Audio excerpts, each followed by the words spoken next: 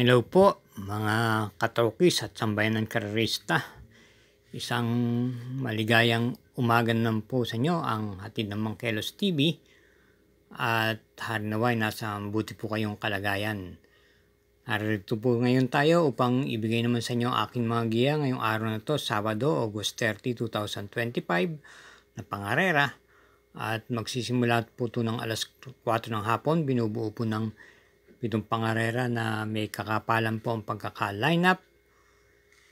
At sa puntong ito, hindi na rin po tayo magtatagal pa. Halina po, samahan niyo ako sa pagbibigay ng giya. Karera numero 1, isang 3-year-old and above maiden race for placers. Start ng winner take all, races 1 to 7, distance 1,400 meters. At meron po tayo ditong 7 entries, isang coupled yung numero 1. Ang primera po natin dito yung coupled entries numero 1 resonant, cool chains. Pero mas binibigyan po natin ng diin dito yung 1A na resonant na papatubayan po ni JT Zarate at base sa kanyang tinakbo sa kanyang Nobati race. Napakaganda po at maimpresibo po ang kanyang tiyempong ginawa, 1 minute and 13.6 sa distansyang 1,200 meters. Kaya sa tingin ko po, pwede po tayong maningil na rito. Kaya sa karera numero 1, single yung coupled entries na 1A resonant. Karera numero 2, isang class 5, 17 to 41 group split. Meron po tayong pentapekta rito. Start ng pick 6, races 2 to 7, distance 1,400 meters, 9 entries. Ating pong first choice yung dramatic numero 8, Majestic Star, na dulan po ng kanyang regular rider at talking horse po to kay JD Calagos. Bilang panigunda naman po natin dito yung numero 3, Limon Sudan Pulse. Nararenda na po ni JB Bakaykay. Pwede pong isabay sa unahan at isunod-sunod lamang po itong kabayong to. Kaya para rito sa karera numero 2, dalawang po pili natin. Pamprimera, numero 8, Majestic Star. Panigunda, numero 3, Limon Sudan Pulse. Karera numero 3. Distance 1,400 meters, ang class 4, split 42 to 56. Start ng pick 5, races 3 to 7. At meron po tayong 14 entries dito, full gate, isang coupled entries, yung numero 7. Pamprimera po natin dito yung imported horse at dramatic numero 1, high intensity ni MP Cañete. At ito po isang imported horse. Bilang panigunda po natin dito yung numero 4, Brig Leftover, na nung nakaraan huling takbo niya ay maganda naman kanya pinakita. Dumating ito ng mga, hindi ako nakakakamali, mga pang-4 o pang-5. Ito po sa likuran din po manggagaling at si AR Villegas naman po ang rerenda. Kaya para rito sa karera numero 3, pamprimera numero 1, high intensity, at panigundo yung numero 4, Brig Leftover. Karera numero 4, start po ng pick 4, races 4 to 7, isang class 4, group 42 to 56 split, at meron po tayong distansyang 1,400 meters. Binubuo naman po ito ng 13 kalahok. Ating pong pamprimera rito. At sa tingin ko, wag lang po lolokohin.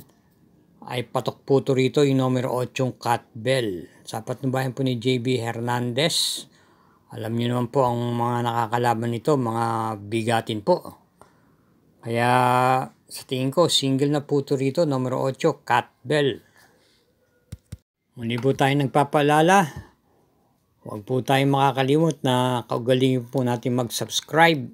Share po natin itong mga video to at i-hit po natin yung like at notification bell para sa anuman pong updates. Salamat po.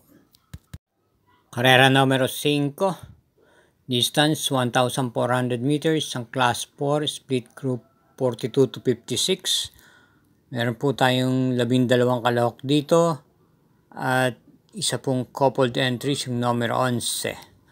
Atin pong pampremera rito yung numero 2, Wolf 359 na papandubayan po muli ng regular rider niya si PR Dilema.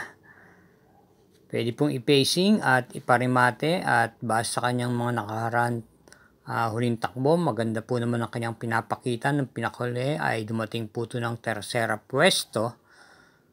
At bilang panigunda naman po natin dito yung imported horse na bendosing Doña Leoncia na may rimate at gamay po ni JB Bakaykay. Panersera po natin dito yung kalahok numero 9 Basket of Gold na maganda po ang itinatakbo sa patnubay po ni Jay Guse. Ito po kagagaling lang po sa panalo nitong nakaraan. Meron pong taglay na bilis po itong kabayong to. Kaya muli, para rito sa karera numero 5, pampremera yung numero 2, Wolf 359, panigunda numero 2, Doña Leoncia na isang imported horse at panersera yung numero 9, Basket of Gold.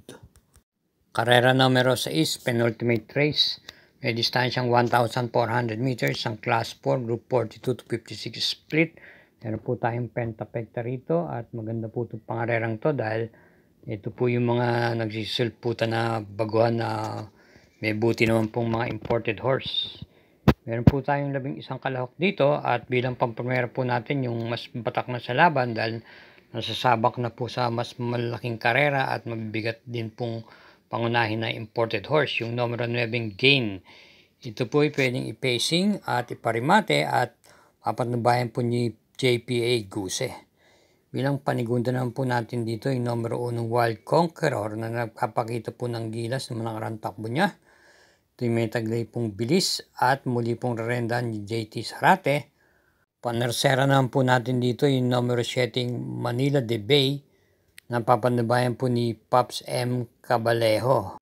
Kaya sa ulitin, primero po natin sa karera numero 6, yung numero 9 Gain, panigundo numero 1 Wild Conqueror at panersera yung numero 7 Manila de Bay.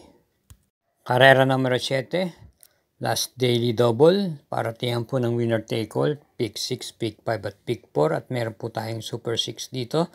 May distansyang 1,400 meters, another class 4, group 42 to 56 split, at meron 13 entries. Atin pong first choice dito yung numero 13 Sabel. Na gamay naman po ni A. Abrea, may taglay pong bilis po itong kabayong to. At bilang panigunda po natin dito yung numero 5 Ruby Bell na gamay naman po ni JB Hernandez. Masasabay sa unahan at may buti rin naman. At bilang panersera po natin yung numero 9 Bantay Sarado, isa pong derimate. Papatnubayan naman po siya ni AR Villegas at pabor din naman po sa kanya ang distansya. Kaya para dito sa karera numero 7, pampremera yung numero 13 Sabel, panigundo yung numero 5 Ruby Bell, at panersera yung numero 9 Bantay Sarado. Sa lahat po ng sumusubaybay sa Mangkelos TV, thank you for watching again at wag po kayong magsasawa. Hinahinay lang po sa ating paglilibang at lagi po tayong mag-iingat sa ating pag-uwi. Good luck po!